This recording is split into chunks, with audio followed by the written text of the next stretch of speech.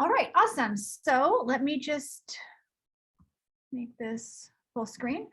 All right, so today we're going to talk about how you can make a pop-in or a really great standout LinkedIn profile, as well as why you might want to do that. Like I said at the top of the presentation, my name is Carolyn Darren. I am a career counselor here at LA City. I also work as a general counselor, and I'm going to talk a little bit more at the end about the different services that we offer in the Career Center. So before I really start unloading on you guys and talking a lot, I want to ask you for some feedback or just some ideas. Does anyone know what LinkedIn is and what it can really do for you, like why you should care about it? Yes, we create the LinkedIn account, so many employers ask us, can you provide the LinkedIn so they can read our profile, what kind of job we're looking for, right? Yeah, so yeah. That's why we create the account, to let people know that we are seeking the job in this field. Yes, great. Thank you so much for sharing that. Yes, you can definitely, recruiters will use it to look at your work experience, and you can also use it to look for work through LinkedIn. So that's great. Any other ideas or thoughts on this?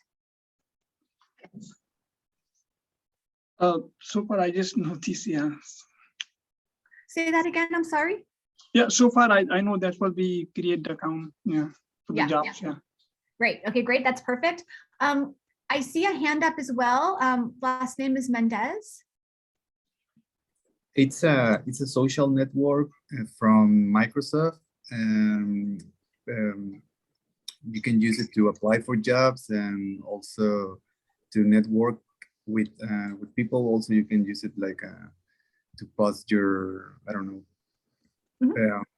text. Like your resume. Yeah, well, yeah, exactly. Yes. Great. Thank you. That is all correct as well. So a couple of things you talked about there. Social network. Yes, this is a social network. Think of it in the context that relates to work though. So it's a little more of like a professional social network. And like you said, you can link your resume to it. You can also link, depending on your profession or your industry, you might link examples of your work. So for instance, if you have any type of portfolio, you would want to link to that. If you, like maybe you're going into teaching and you have created some lesson plans, you could like upload some of those to serve as examples of your work. So it can also serve as kind of a mini portfolio site. Great, so you guys have a good awareness of what LinkedIn basically is. I'm gonna dive into some more of these aspects as well. And so number one, the first thing you wanna be mindful of is when you apply for work, there is a very high chance, I believe the statistic is like upwards of 90% of recruiters are going to do a search for you online. And so you want them to find good things about you. So you definitely want to have a LinkedIn profile that they can find. Even better, you want to link to your LinkedIn profile in your application materials. And as Asif noted, sometimes they will ask you for it when you apply. So you definitely want to have a good profile built for that purpose. As a couple of you mentioned, you can find direct jobs through LinkedIn. Sometimes recruiters will actually contact you because they will be doing searches for certain skills, or maybe you having a degree from a certain school. And if they look at your profile and it looks promising to them, they may contact you to come in for an interview. Of course, you can also use it to look for a job because LinkedIn also has its own job board. And I will share with you that I was recently, about 6 months ago, looking for new work. I'm not looking to leave City. That's actually what brought me here. But I was finding listings on LinkedIn that I wasn't seeing through other databases. So it's definitely valuable for that too. These last 2 points, I also though want to touch on with you. The third point, you can learn more about your industry. And so I'm going to kind of show you how that can work. But just like in a lot of social networks, you have what's called your news feed portion of LinkedIn. And so depending on who you are linked to, like who your friends are or your networking people on LinkedIn, if those people post, you will see their posts. So again, maybe you have a colleague who won an award or who has a new job. It's a way to kind of keep up with those types of professional milestones. But let's just say you also follow some professional organizations on LinkedIn or some companies that you might be interested in working for. Let's just say you're an animator and you're following like maybe 10 animation companies in the Los Angeles area. If they're posting about their current projects It kind of keeps you in the know about what types of projects are currently being worked on in Los Angeles. And that also might be a way in for you to inquire about working at that company if it's a good fit for you. Okay, this last one, building and maintaining your network. I'm actually going to go into this in depth later, but if you feel like, well, I don't know anyone who works in the industry I want to work in, or maybe I'm new to this country, I don't know a lot of people, do not despair, because I'm going to explain to you how you can build your network and that it might not be exactly what you think it is. So I'm going to kind of hold you in suspense for that one. Okay, for some reason, there it goes. Okay, so other reasons that you want to join, here come the statistics. Over 80% of corporate recruiters check applicants' LinkedIn profiles. So they're looking for you. And so they want to get a better feel for you, the types of information that you share on LinkedIn. And so help them out and have something posted there so they can get a better feel for you. And we'll talk about what those somethings might be in a bit. And like I said, I have this number here, 93% of recruiters will Google a candidate before the interview.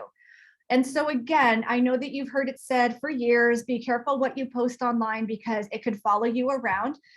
Just a quick tip, this is a little beyond LinkedIn, but definitely go to Google and Google yourself and see what comes up. It might be that, information that's not you, but maybe somebody else who has your same name will be coming up. And so if that's the case, you want to provide the appropriate social media handles in your application materials. So when the recruiter wants to look you up, they're getting the right person with your name. You would be surprised. Like you can see what my name is. It's not the most common name, but there are several of us in America. I think there's another one in Missouri who posts a lot. So you just want to help the recruiter find you and your materials. Okay. Kind of talked about most of these tips already. And this would be, again, when you think about who you want to follow and who you want to engage with in LinkedIn, you would want to follow professional groups. I'm going to show you that in a bit, as well as influencers in your area. You will find them because LinkedIn will suggest them to you, or they might just, again, if LinkedIn knows you're interested, let's just go with the example of animation. And you do a hashtag search of animation and you find, a certain person has a lot of likes on their posts or they're posting a lot of content. That might be someone that you could follow too. Okay, and so this is how you can, one of the steps you can take, just one, to help you build your reputation and build your professional network on LinkedIn. So this is engagement. And so again, let's just say you're following somebody or somebody posts an article and they have a lot of engagement on it, maybe a lot of likes, as well as a lot of comments. If you, and I'm not saying to do this to somebody's every single post, but if you also were to post a comment that actually contributed something intelligent to the conversation, that's a way that other people who have commented, they might notice your comment and like it. They might actually ask to link with you, so you'd be in their professional network. Also, if you do that enough and constructively enough, you might come to the attention of either the influencer who posted it or the company who posted it. You never know. Let's just say, Walt Disney Company posts something about their latest movie and the technology they used to animate it.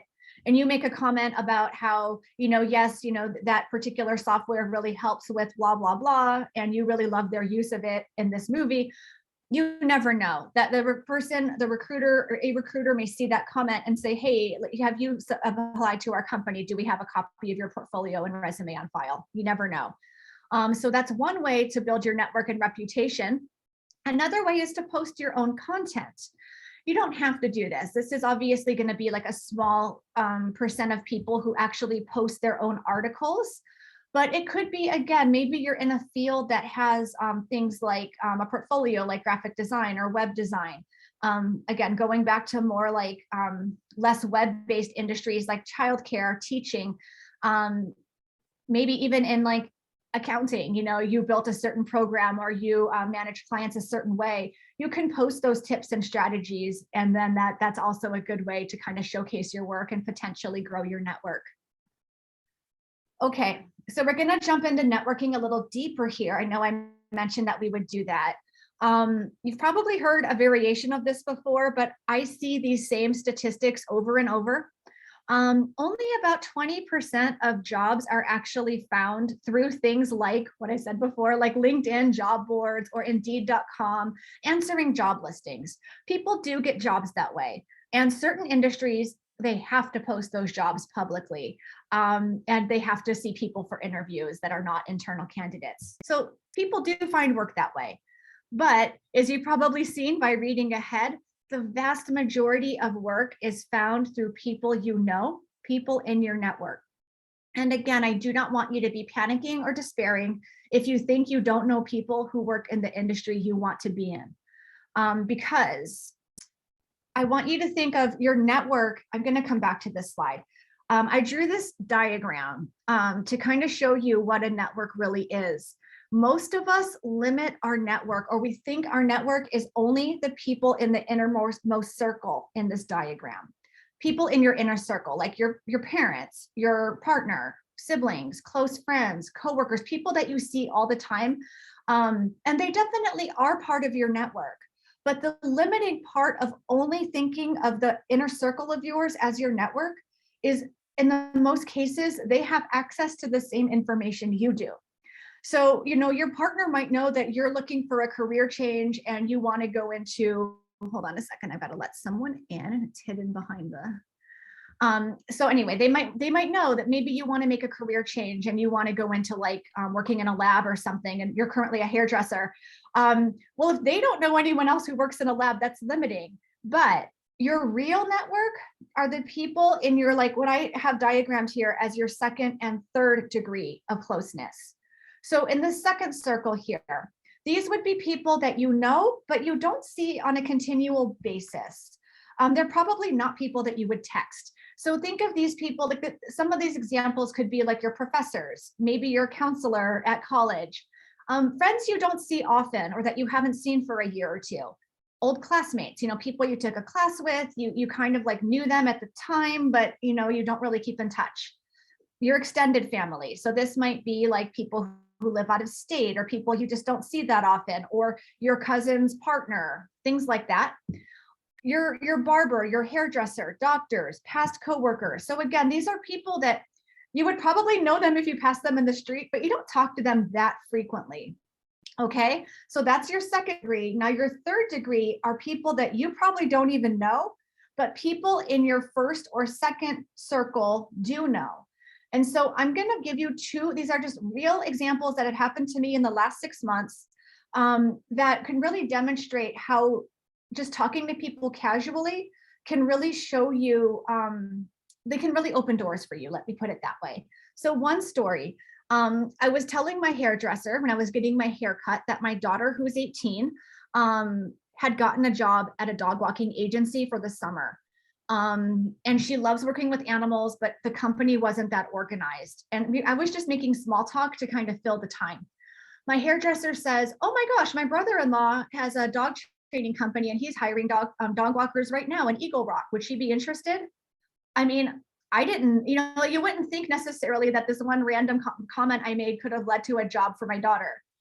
I'll give you another example. I was getting my blood drawn recently, and you know how when you do that, sometimes the technician will kind of talk to you to distract you. And she was just making small talk. She said, oh, what are you doing today? And it was during my recent job search. So I said, oh, you know, I have to do some job applications. She said, oh, what do you do? Just being polite, making conversation, right? I told her, oh, I work as a college counselor. And she said, oh, my uncle is head of HR at UCLA. You should contact them. They're always hiring. Now, I didn't really want to work at UCLA. It's not really located close to where I live. But if I did, it could not have hurt me to say, oh, what, do you happen to know your uncle's email? Would you mind if I emailed him directly? And that's not going to be the defining factor in getting me that job. But if I can email my resume directly to a head of HR versus submitting it to the, you know, hundreds they get online, that's a way to rise to the top of the pile. And so those are just two really random examples to demonstrate to you that if you talk about like where you're trying to go and what opportunities you're looking for with the people you know, you might be really shocked who the people that you know, who they might know, etc. So again, don't feel like if you don't really know a lot of people in the profession you want to get into that you're never going to get there, because you just have to let people know what you're looking for. I also have this little statistic off to the side. Again, I know you guys are probably all in college, so you may be newer in your career or doing a career change, but there are 100 million frontline/hourly workers. So these would be kind of like retail positions, et cetera, people who have profiles on LinkedIn. And again, let's just say you work as a cashier right now at a store or something, and that's really not what you want to do for the rest of your life. Don't think, oh, my fellow cashiers at like Target, for instance, or Home Depot can't help me because I want to become a pediatrician. You don't know. Maybe one of their parents, aunts, uncles, cousins is a doctor and you can job shadow them. You never know. That person might be your recommendation letter for grad school. Okay. Actually going to go back a slide. Yeah, I covered all this. So, all right. This, another quick example before we really get into building the profile and how you can do that. These are two random screenshots of from my own newsfeed. And I just want to show you, sometimes people will post job openings at the companies they work for, and it doesn't have to necessarily be in your own field. So like this one at the top by Joyce Kwan, this is someone who, she's like, my daughter went to school with her daughter like 10 years ago. You know, I'm not really interested in going into banking, but you know, if I knew anyone who was, this is a way for me to spread that information. I want to show you this one here. I'm going to explain to you what this first and second means in a second, but this Dan person, I'm not directly linked with him. I am actually linked with these two people at the top, and they both are connected to him. So that makes it a second degree like contact for me. But this gentleman, Dan, posted about a job at Cal Lutheran. I only saw that because I'm friends with these two. Okay, so again, like if you're looking for work, it's kind of how their algorithm works. It will show you things, either people that you're directly linked to, like me and Joyce here, or people who I know, like I'm linked to Rick, he's linked to Dan, so it showed me Dan's post. All right, we're gonna shift gears here a little bit, and I'm gonna be toggling between this presentation and self just to show you how these things actually look and work. Okay, first of all, profile photo considerations. You definitely want to have a profile photo. Don't be intimidated if you don't have a professional one, like with the little hazy backdrop. It doesn't have to be that. You just want it to be a good, clear picture of your face. Even if you're a little shy, look at the statistic at the bottom. People with a photo in their profile get 14% more views than those who don't have it. You know, it just is, we're kind of drawn to the visual data. We'd like to see what each other look like. So post your picture. I've put these two examples here just to show you. I mean, like this is taken, the one in the upper left, that could just be in portrait mode with an iPhone or a smartphone. Same with this young man in the bottom right. You know, he's not necessarily wearing like a suit. It's just a nice basic headshot. I will say, this is a professional network, so don't have a picture of yourself like, I don't know, making the peace sign or like eating an ice cream cone or drinking a beer. Like, I mean, if you want to make that your Facebook or Twitter or whatever, Instagram profile, fine. Maybe not the beer when you're looking for work, but you know, just it has to be something just basic like this that clearly shows your face. Doesn't have to be professional. Okay, the next thing I want to talk about is this banner. And so this is a sample profile. We see that it's a nice basic headshot. Over on the left, there's this kind of like constellation turquoise looking, this is called the banner.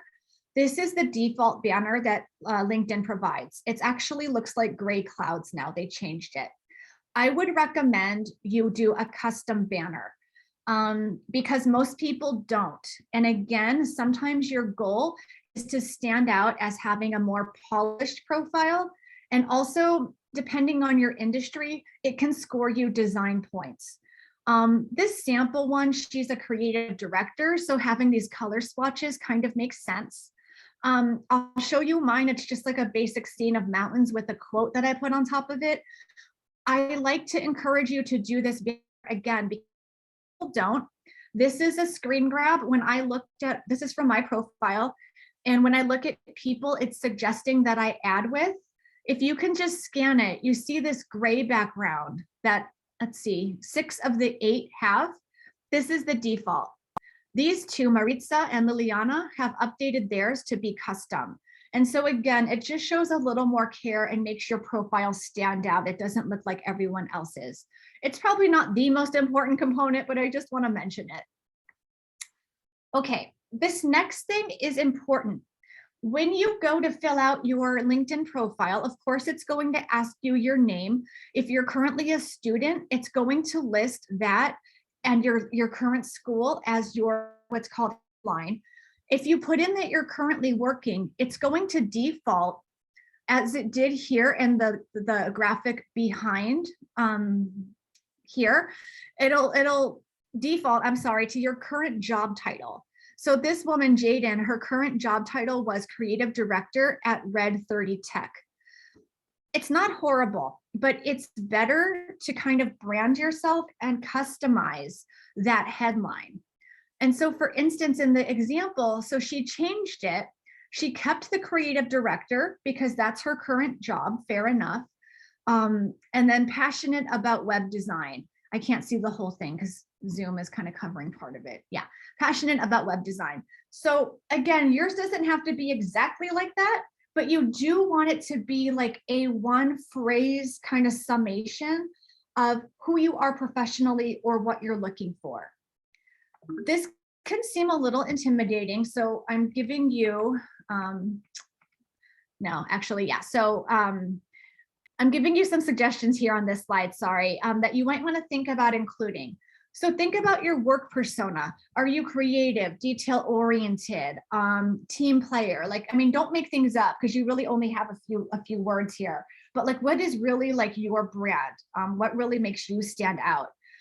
It could be, again, like I said, a current position that you hold. It could be a goal that you have, you know, could be something like cinema student seeking entry-level editor job or something. But you want to, and you can look at other people's examples to get an idea, but you do want to customize this headline. This will show up right underneath your name.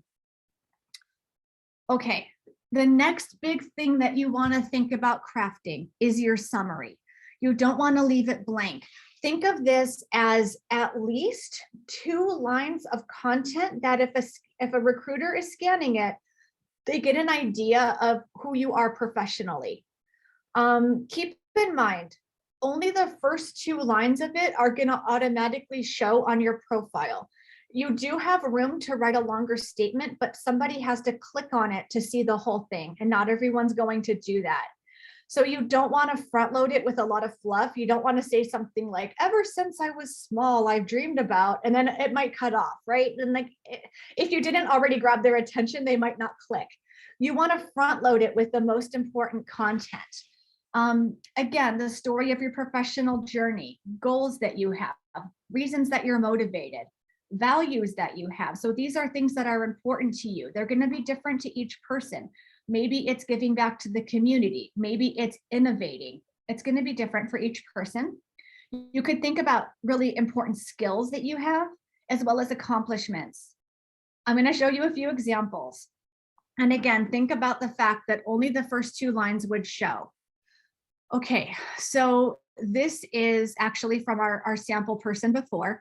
I pride myself in being a resourceful creative director and visionary, experienced in leading and inspiring design teams. So right there, we know like creative director, that's been repeated, but she leads and inspires.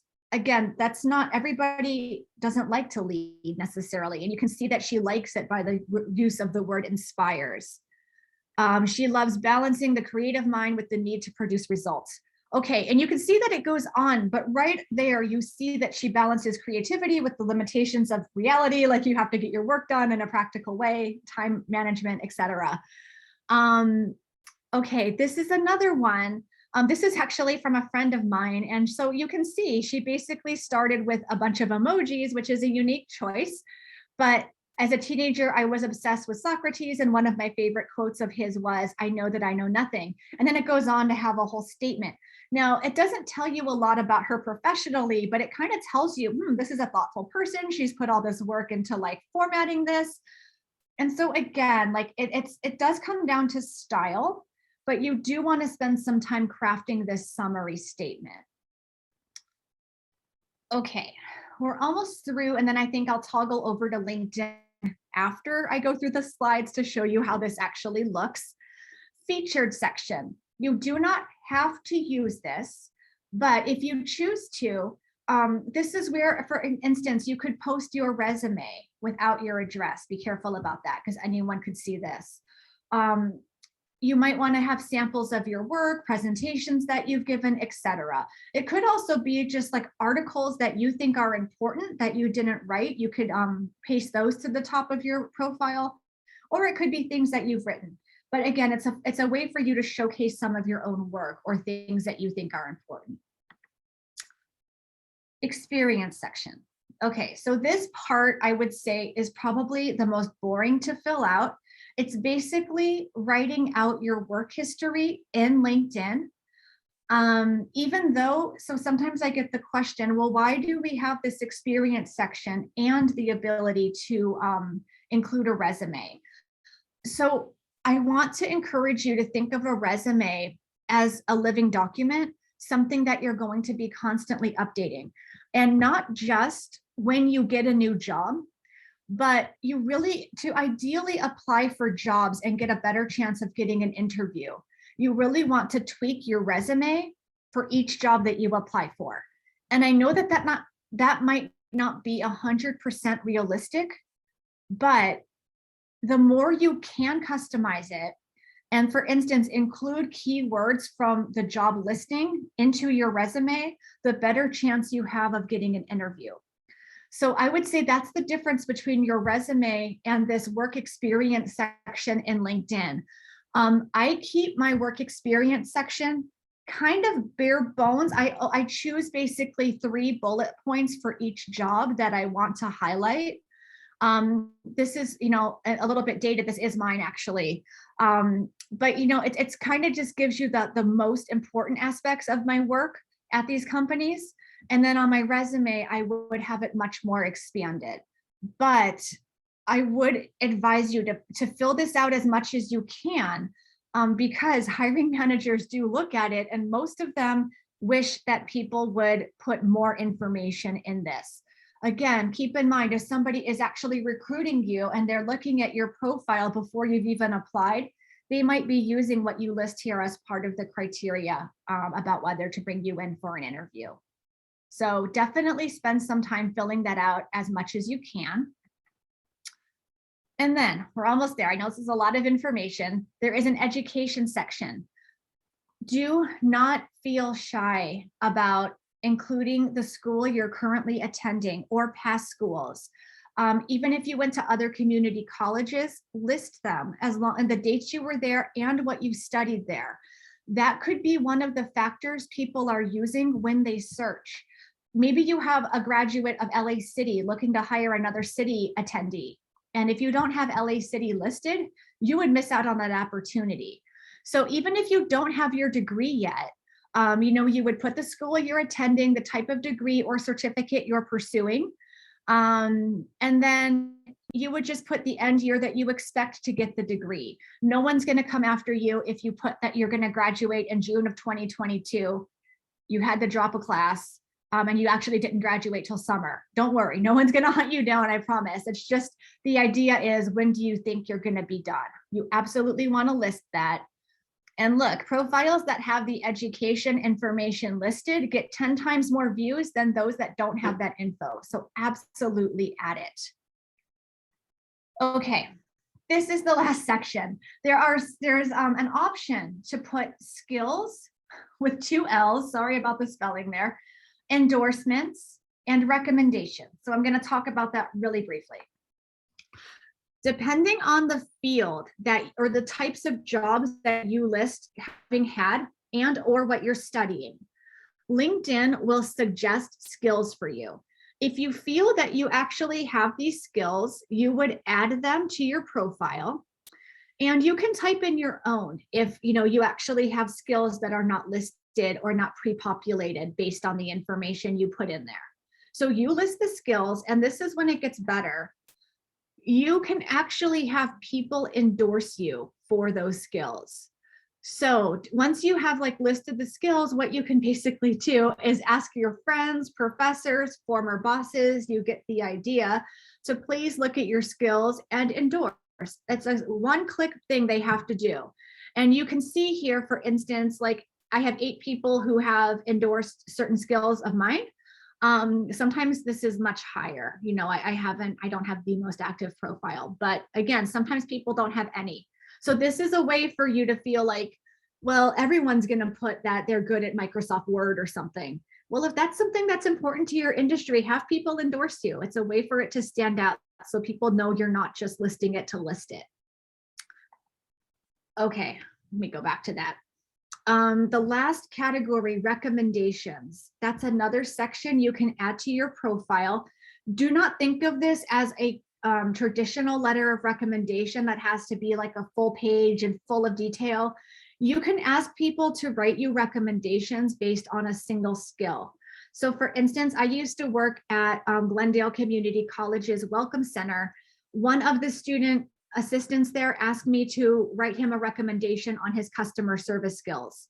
It's only meant to be a couple of sentences. So again, that's a great way for you to fill out your profile. If you know someone could recommend you for certain things, you would there's a few buttons you push to ask them to write you a recommendation, and that would show up right on your profile. Okay, how many connections should you have? I want to say this really depends on how you use it, but don't feel like it's a numbers game necessarily. 1 to 200 is typical. If you have more than 500, it just lists 500 plus. So people, you can't really see oh, that one's got 10,000. Remember, it depends. If you're just really using it to kind of learn about your industry, you want to keep it really streamlined to maybe people in your industry. If you want to just see as much as you can while you're getting a feel for it, then you can just add everybody who asks to be added by you and go through your entire address book and send them out an invitation to kind of see what they post. So it really kind of depends. Obviously, if you're looking for work and you have a lot of people in that network, you might see work that's related to you. But again, it depends how you want to use it. Okay, so what's next here? Log into LinkedIn and create your profile. If you want to make an appointment with myself or my colleague David, we can look over your profile with you and kind of give you some feedback on it. We also have other workshops coming up. We host usually 2 or 3 a week on various topics about career. So you're always welcome to attend those as well. I want to make sure we have a career fair coming up in just a few weeks. This is the Thursday after spring break. So it's actually only 2 weeks away. This is going to be out on the quad, Thursday, April 14th from 11 to 2. If you register in advance as well, we just realized we're getting lunch from Chick-fil-A. So, you can have free lunch. But if you're interested in checking this out, please come. We also, on Tuesday, the 12th, I'm doing a workshop on how to succeed at a career fair as well. I also want to share with you a couple of QR codes. So if you're wondering how can I get an appointment, probably the easiest way is to click the large QR code at the upper right. If you want to see the next workshops we have coming up, those are linked at the bottom right. And then if you want to follow us on Instagram, that's over on the left-hand side. We post some general career content, job listings, as well as whenever we have workshops coming up. So I'm going to leave that there for now. While I do that, I'm going to I want to go over to LinkedIn to kind of show you how some of these things look.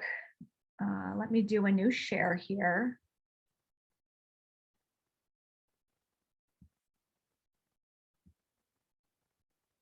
Okay.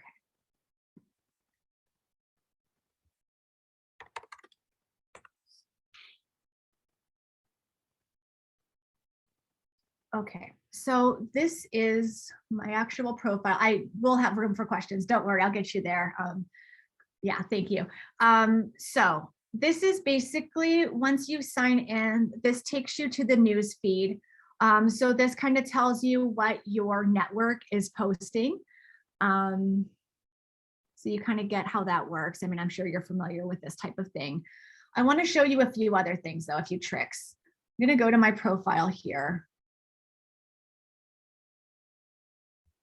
Okay, so you can see this is just that banner I was telling you about. It just makes you stand out a little bit. This is that headline. I did customize it.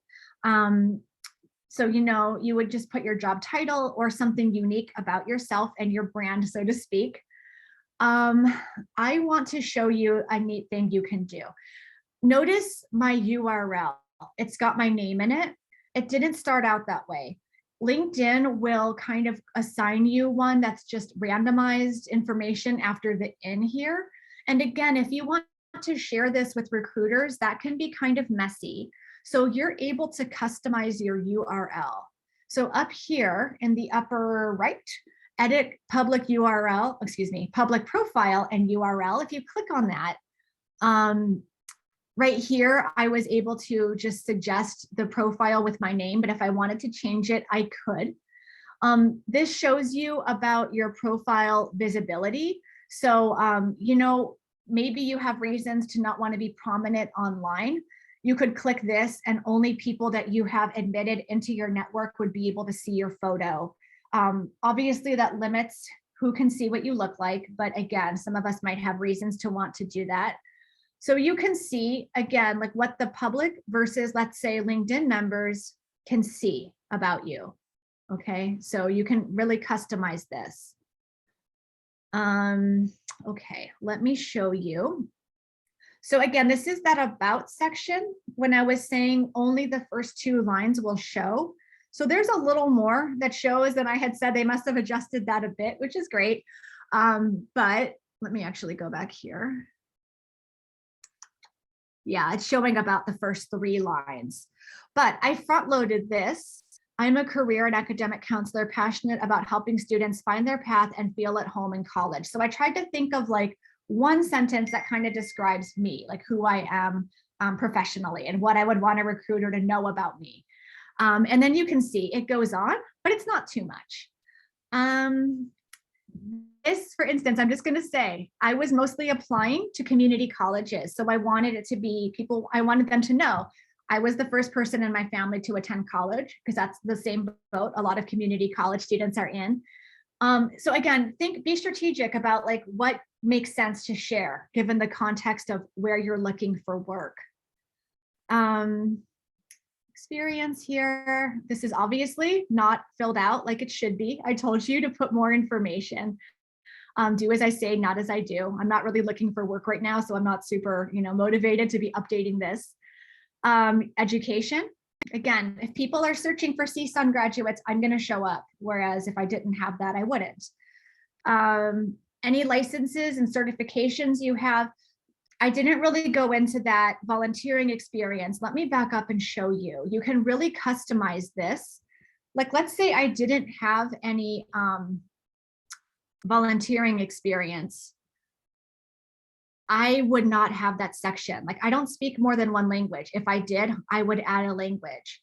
If I was published somewhere, I could add that. So in the top where it says add profile section, that's where you can really customize the different sections that you have that make sense for you. I'm almost done, I promise. I just want to show you a couple more things. Okay, organizations. This is an organization I'm in. Let me just trying to look. Okay, so you can add, for instance, groups that you want to follow. So again, these organizations would show up in my news feed. So these are companies, for instance, that I follow.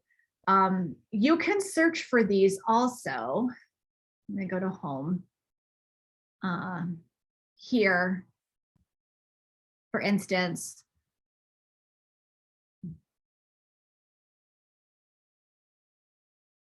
okay. Just trying to find if I wanted to look for some more that I wanted to follow, for instance, like this would be in your industry. So I just happened to see this, maybe you're going into human resources. So, look for the professional organizations or publications in HR for that example and follow them. Then you get information, you comment, you notice somebody else made a good comment, you request to follow them. Okay, so that's basically how this works. So before I open it up to questions, I'm going to stop sharing for just a sec. Actually, no, I'm not. I'm going to ask you all, I forgot to do this at the beginning, to please fill out the sign-in form. If we don't know that you're here, or we don't know that students are attending, then we can't keep doing these workshops. So please fill this out. Let me just copy this. Put it in the chat for you all. Okay, so that's the sign-in form. Please fill it out. And then when you're done with that, or when we're wrapping it up, I have a feedback one.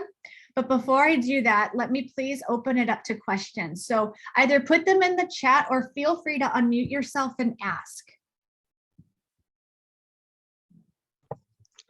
I had a question. Yes.